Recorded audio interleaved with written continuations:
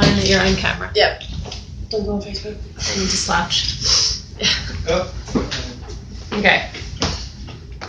So start out by kind of putting the lesson in context with the other stuff you're doing, since I'm not in each of your classes anymore. So like, what was this the first time they were doing map stuff? I don't think it was, because they had already knowledge of like legends and stuff. So what's kind of the flow of the series of lessons? So right now it's just like maps in general. They're also doing like a different section on like the Western United States and stuff. So they have to learn the capitals and like the locations of all the states. And so kind of how Mr. Rigby has set it up is that like he'll give them like a section of the world to like memorize, and then he'll like also like rope in like water or the solar system or something else. And so this is kind of like I would say that's almost like the background material for this stuff. And so right now we're talking about maps. And so this past week we have talked about like legends and keys and kind of like the criteria of a map and like the landforms and stuff. And so then we just brought scales to their attention. And so, I mean, we've kind of mentioned scales before in class. I haven't like specifically, but I know that the students like kind of are aware that they exist. So that material has been introduced to them before. And then like today they are drawing treasure maps. To scale. Yeah, they're adding like a scale, a legend, et cetera, just so you have like an idea of like this is what a map needs and this is how it should look. And are they measuring it like in the classroom in the real world, or are they just making it up at this point? No, they're just kind of making it up at this point. We might include some work in the future with like Google Earth and like measuring the walk home or something like about drawing the route that they take or something. But right now we're just kind of trying to get them excited about it. And since it's Mr. Rigby's last day, we talked, and he's doing like a Viking kind of history lesson, and like they're doing like Viking treasure maps and stuff. So, we also covered landforms. So like archipelago and like straight. Yeah. Reminding myself of what they were when I was in your lesson. Yeah, me too.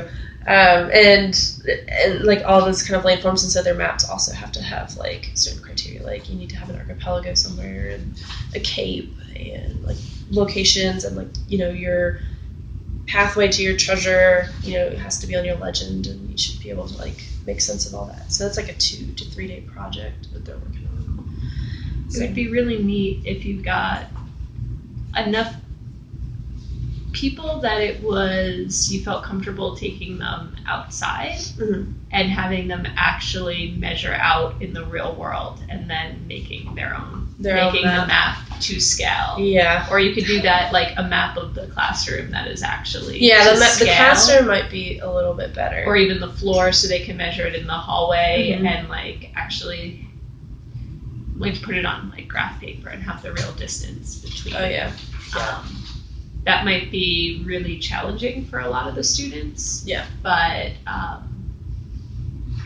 it might even be that you guys create an entire map for the whole, like the class collaborates to make a map, and each group is responsible for measuring one distance that's going to go on that map and converting it to the right scale, and then adding it to the group map. Like someone has to measure the distance between like the 2 bathroom doors or something, and one group measures the distance from the stairwell to the end of the hallway or something. Yeah, that would definitely be something to consider. I'll think about that. I'm not sure. I have to look this weekend at like how long he's planned for like each section and stuff, because he even mentioned like he always had like time, like leftover time to like teach them other stuff and kind of like go off on tangents and random lessons. So that might be like a really good one to kind of reinforce scales. And some of them came in yesterday and they weren't even sure like how to use a ruler. Like they were using like the back side of the ruler, and they didn't really know like centimeters versus inches. They didn't know there was a difference. So just kind of like making sure that they're aware that there is a difference. And math here is actually really, it's very weak on anything applied. Yeah. So that's just something to keep in mind. Like math does not do any real data analysis, graphing, or measurement. Yeah, and then like approximate numbers like just blew their mind. They're like, what do you mean we can't round, or we can round? Like, so, like some of the students like didn't even know what I meant. And so in some of the classes, I had stopped the class and I had to like show them on the board. I was like, okay, well, 2.5 times 10 is fairly easy, but 2.5 times 5, that's a lot of math. So what's 5 times 2? What's 5 times 3? What's a number not between them? So just kind of teaching them like little shortcuts and stuff too was something I had to do yesterday. I didn't really have to do it as much in chlorine because they're actually like one of the better scoring classes, even though they're very disruptive. They're a little, they're kind of wiggly. As I say, they're not even the most like wiggly of our classes. So, but you also have them towards the end of the day, which is tough. Oh yeah. Yeah, I have one group that I see where we see them both. Mm-hmm. Uranium we see once a week, second period. Yeah. And twice a week, seventh period, and there's such a big difference. Oh yeah. Yeah, and those are older kids. So, in terms of the flow of the lesson itself, I like how you have them set up into groups. That's kind of cool. The Tetris. Do you feel like, though, it gives you enough like control or ways to move? Enough ability to move around the classroom so that you can use things like proximity with students, or do you feel like keeps you more? It gives like, me a lot in the front? of room to move in the front, and then like if they are like working closer to their desks, because the problem is like they really like to sit far back from their desks, and this was the best shape I could think of where they wouldn't like lean against the walls or other tables, because just keeping 4 on the floor like has really limited like a lot of the distractions in class, because they'll be like all up on their chair, like on one leg, and they'll fall. And them falling causes like a huge disruption in the class, and so just kind of like keeping those other barriers away from them that allowed them to sit back has really like helped them focus and stuff. And like in Mr. Rigby before just had them set up in rows, but even then there's just like so many kids that like they all like just trying to walk between them and stuff like is impossible.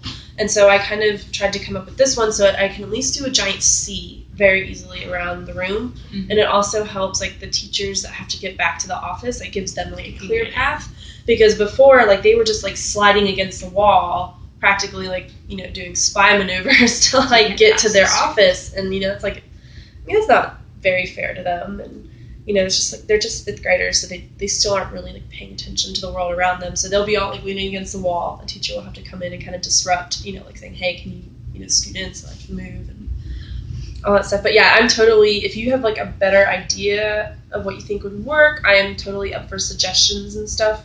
But this was also the best way to kind of get them into like groups and teams and kind of keep them close together without like putting them side by side by side. And also not having anyone with their back. Yes, yeah, exactly. That's the other big thing. I've been trying to like make sure no one has their back to me. But there are some students that like have chosen a spot that they really like. And like one of them is like particularly disruptive. He scores very well, but he's very disruptive. And so like that's one of those pick and choose battles where it's like, you're taking all your notes, you're volunteering in class, it's okay if you sit with your back to me because you're still like turned around.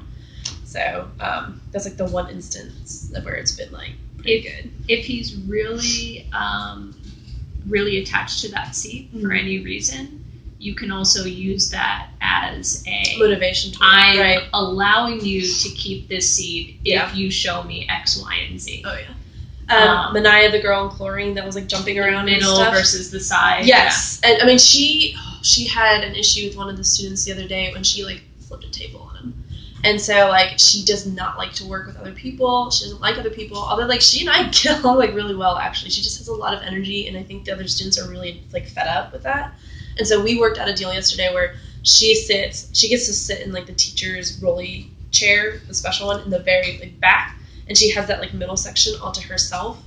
But it's, like, a barter chip. And so if she doesn't do that, then she has to sit in the chair, like, where I tell her to. And so as long as she's good and, like, keeps earning basis bucks, it's kind of, like, our way, like, it motivates her in other classrooms too, so that she like sits in that seat so she can sit in the seat. She wants a spinny chair, like one of the wigglies. Yes, and I said you definitely need to work a little bit before I allow you to have one in class, because she will just like propel like across the room and stuff. And yeah, if you guys do want to wind up using that as a reward, or even in the teacher's rolly chair, right, you might actually want to take like painter's tape and make a circle on the floor, yeah. and this is like where this goes. If she is somebody who needs to be able to move more, and you're using that chair to give her that movement, but still defining the area which she needs to keep it within. Right.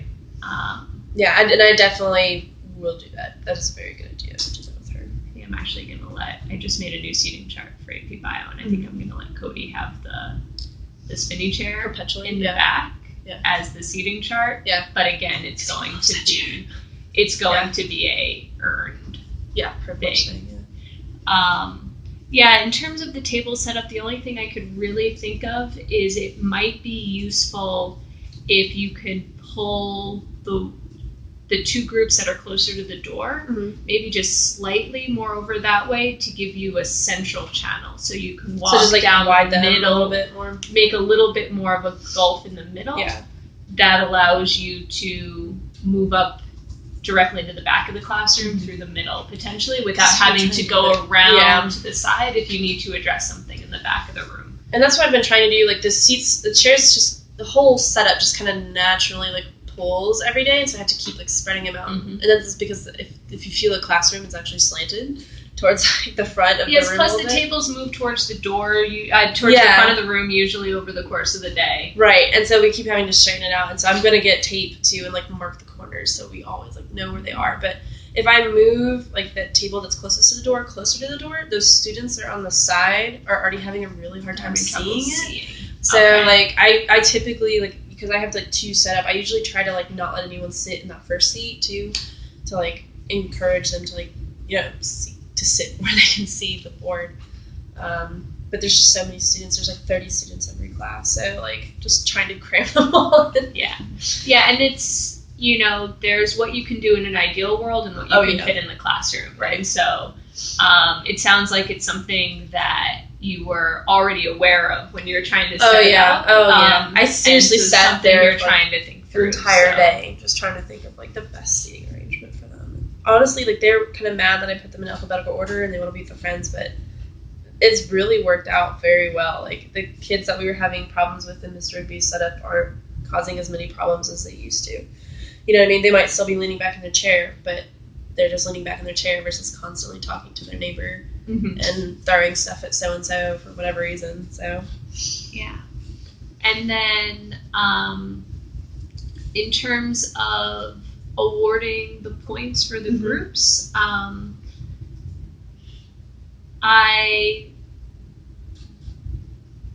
wonder how, when you introduced it to the students, are there set things that they know they get points for? Yes. Or are there, I'm just wondering in terms of when you're implementing it.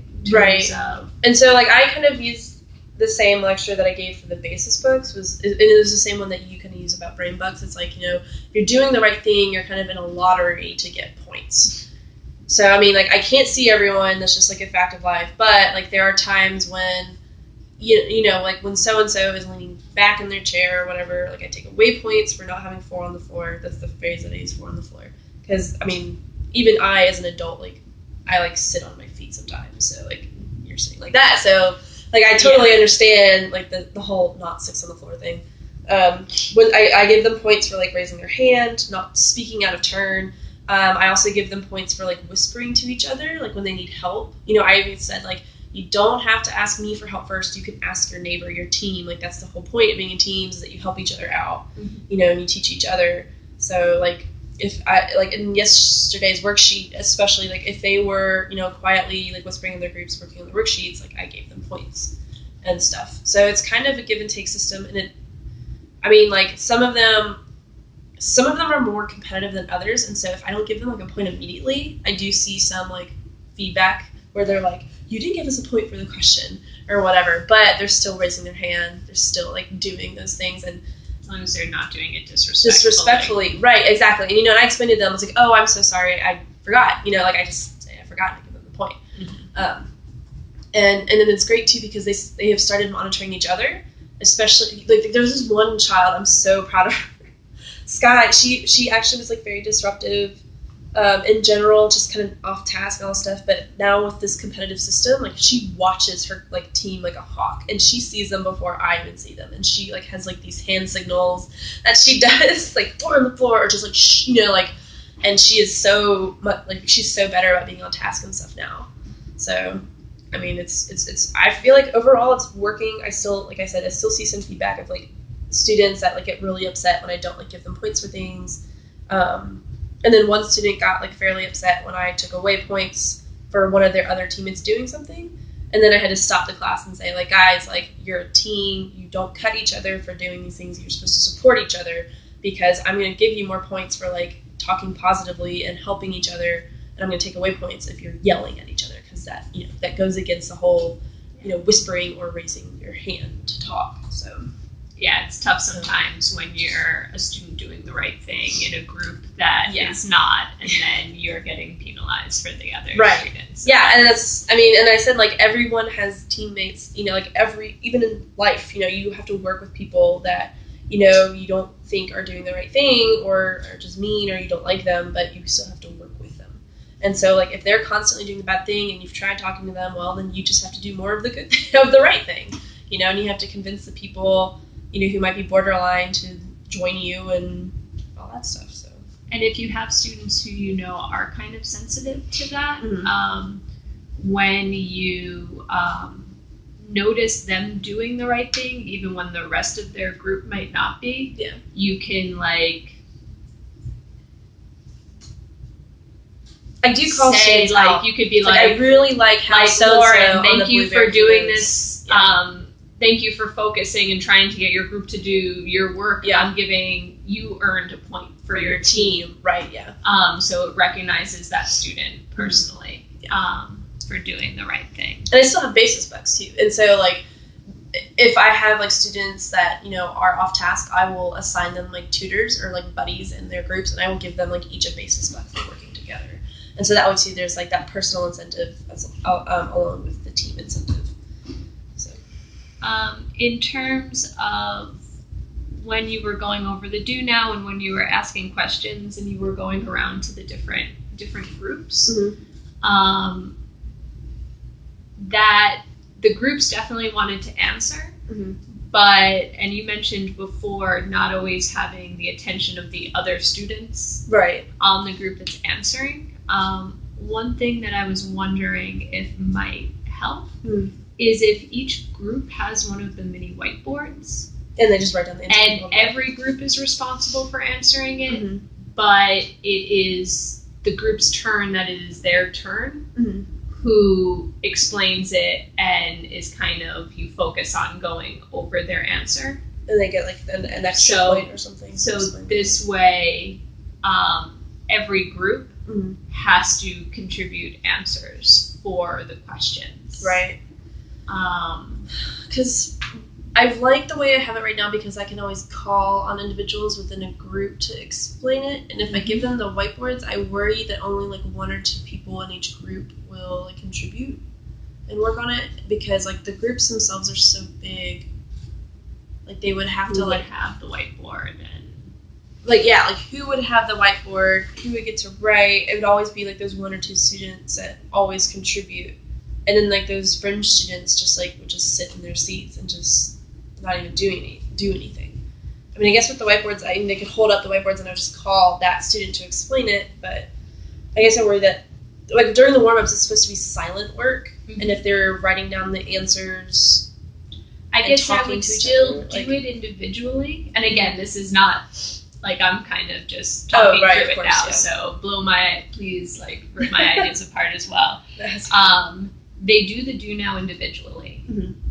Then they have, and the whiteboard isn't even out or anything yet. Then they have like a minute to powwow as a team, put the answers on the whiteboard, and make sure every single person in the group is confident about the answer.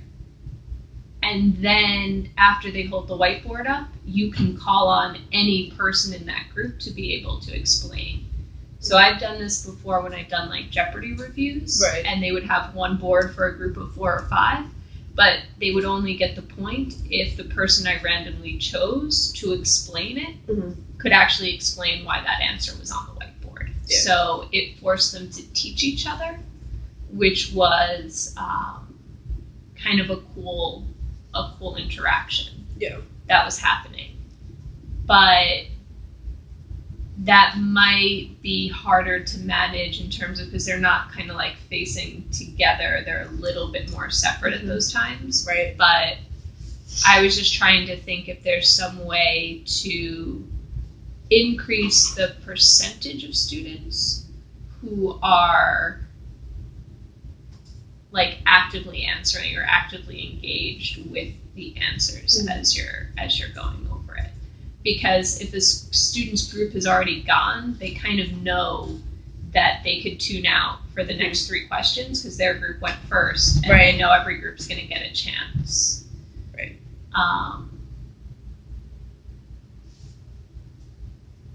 So just something to like kind of let rattle around, or if there's a way of, and not just potentially for the do now, but whenever you like have a point in class where you're kind of going over the answers or polling the class to see what the answer is. You would definitely have to teach the procedure of exactly like when the whiteboard's allowed to be out, where it goes in between the questions. Like I would probably give them a spot on the floor. Yeah. Some teachers store them between the legs of the tables that are pushed together. So it slides in there and then it comes out. So just kind of to think about in terms of the game, asking questions. The other thing, if you want to strengthen the teams, and so is to consider having roles within the team. So actually having jobs within each team, like, and they don't need to necessarily be big things, and they're things that can rotate. But, you know, it could even be like, this person's job is to make sure that your table's legs are within the spots on the floor at the beginning of class, and that the chairs for your group is all pushed in at the end of class. And your job is to, I don't know, think about what makes sense within the groups. But if you, just something to keep in mind in terms of strengthening the group interactions, might be something you want to think about as the year goes on. Yeah. And those could even be, if you're doing a project, they could be, they don't necessarily need to be things that are always in, but if you have groups of like 6 students working together on a project, putting roles in for that project as you're doing it. I do plan to do a project like that, like have somebody like design the country, have somebody design the wardrobe or something, design the people, make a historical story or something. Yeah, I definitely plan to do that. I guess I worry about like having like the whole like roles within the groups and stuff, like within the point system. It's like it's giving them more fuel for the individuals who forget or just run off, because I mean the homework buddies, like they never remind me. I always have to like remind them and stuff, and it's always like 5 minutes till class. I'm like, oh, who's the homework buddy? You know, before you go, all that stuff. So I just worry that like students are just gonna forget, and I feel like I need to punish them for that. So I take away points, and then they get mad at the individual. Yeah, it would definitely be something that would, I mean, it's something that if you choose to do it, is something that you would have to decide has enough benefits to reinforce it for the first couple of weeks to really, until it really kind of sinks in. But you might just want to keep in mind as you're thinking about the different things you want the groups doing, if you notice certain things that might be more more efficient if it was somebody's job to do it. You might want to just keep a mental note of those, because those might be the things that would fit well into roles if you choose to incorporate them at some point.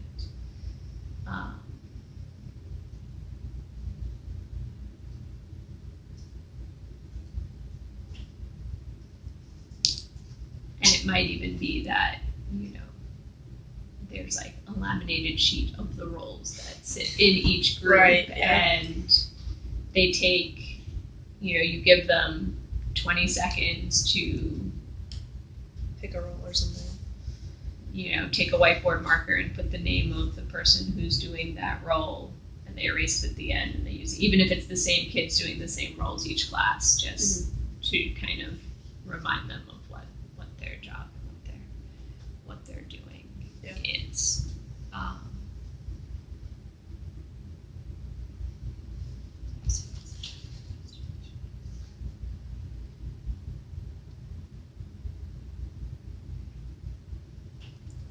And then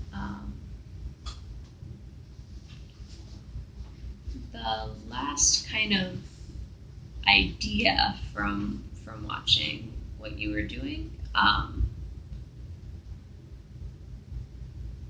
you might want to consider, when you want them to write things down,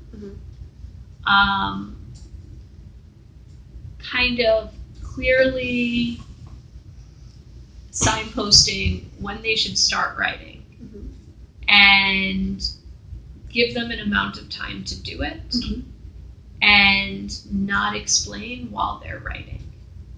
Yeah. When they were copying down the definition of scale, you were explaining a bunch of stuff with scale, and it's tough even sometimes for adults to be able to write and process it at the same time. Sure, yeah. And that also, if you give them a certain amount of time to write, which is the amount of time it might take like 3/4 of the students to get it done, and then you start explaining things, that naturally gives the time for the last couple of students to catch up, and allows students to give their full attention on it. Right.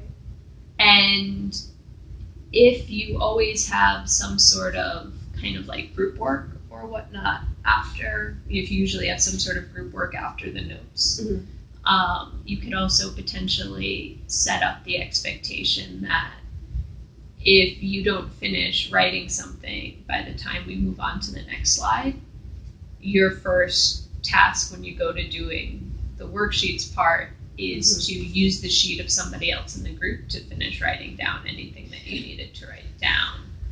Yeah, I just feel like they forget that kind of stuff so quickly and easily. Yeah. And like the reason I was talking while they were writing was because that morning when I did the run through, I didn't have like enough time really at the end for them to like really work on the sheets, because I kind of want them to finish it by the end of class, so that way if they have any questions they can ask their teammates / me. And so the first couple of periods when I was letting them completely finish before I changed slides, like we didn't really have like a ton of time.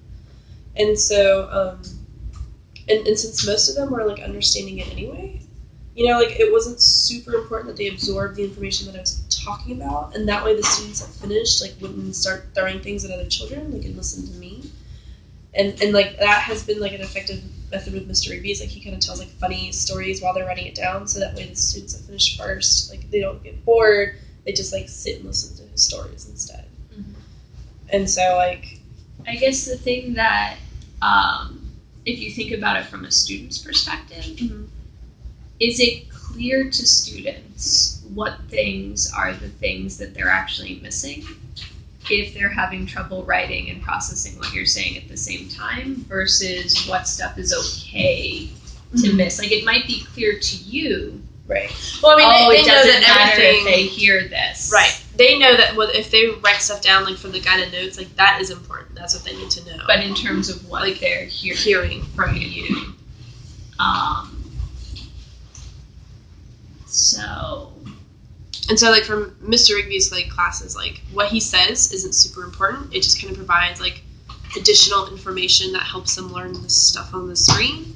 They just have to memorize this stuff that his class is very spoonful, like, just kind of like, here you go, like, this is everything you need, like, and everything else is just going to kind of be fun. And he's even admittedly said, like, it's very easy because they have so much of their homework and classwork and stuff, like he tries to cut them a little break, so, and that's why, and it's less intensive, it's not, like, super hard, it really is kind of just, like, mostly memorization and a little bit of comprehension, so, he just tries to cut them a break, and, I plan to kind of fill their days with more intensive activities, but not, like, a ton of homework and stuff, if I can help it, because, they are overworked, like, they come in and they're just, like, so upset over how much, like, language arts and math homework that they get.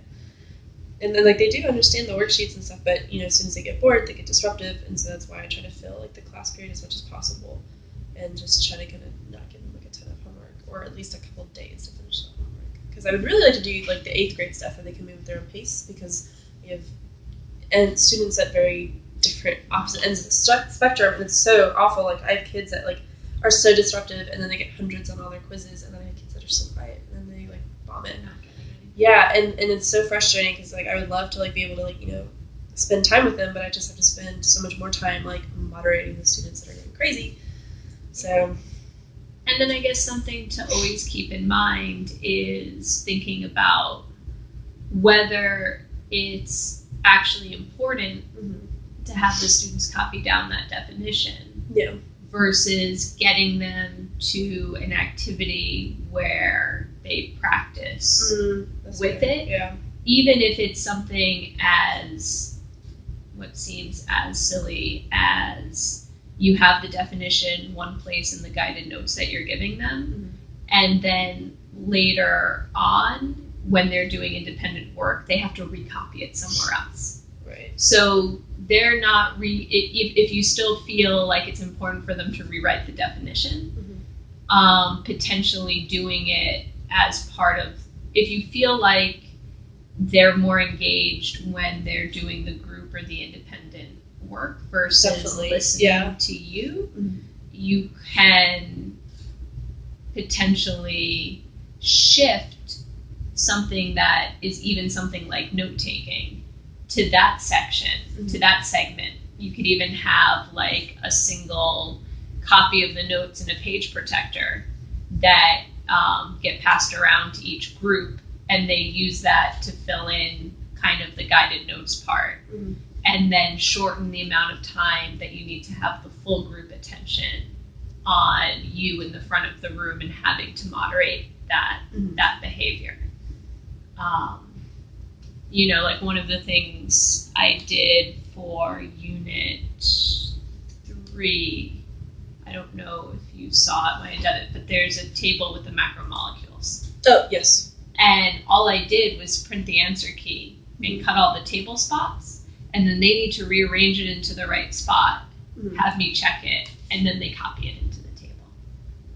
So they have to do something with it first and make sure they understand it by, like, putting it together almost like a puzzle, and then they copy it at the pace that it takes them to copy it. That would definitely be, like, a good review for their states and capitals and even the landforms. So I will definitely consider that. Yeah, like some sort of manipulative where they match it, they can get it checked, and then they could recopy it. Yeah.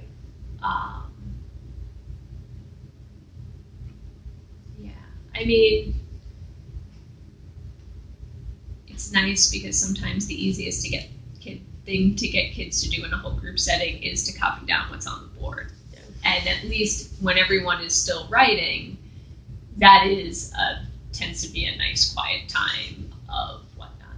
Right. The other thing you can consider doing if you have students who tend to write fast and get disruptive, and they're also kind of tend to be the students who are more on top of things, if you can pair anything that is like writing down the definition with something that is open-ended. So,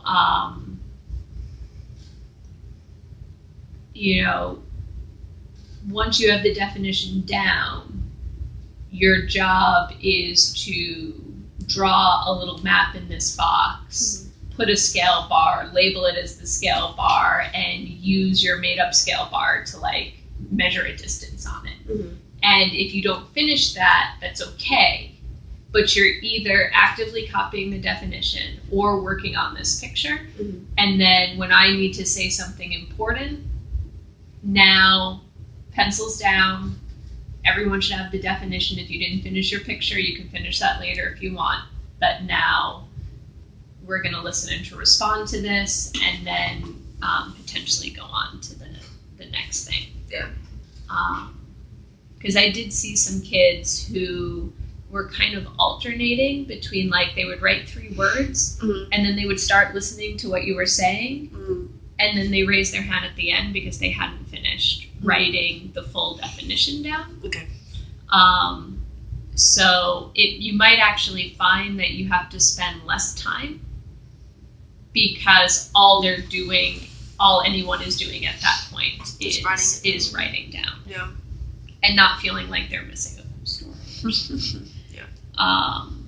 At least not until they've had what you think is a reasonable amount of time for them to copy it down. And then if they still don't have it down, it's because they didn't start right away. And then tough, you missed the interesting story then.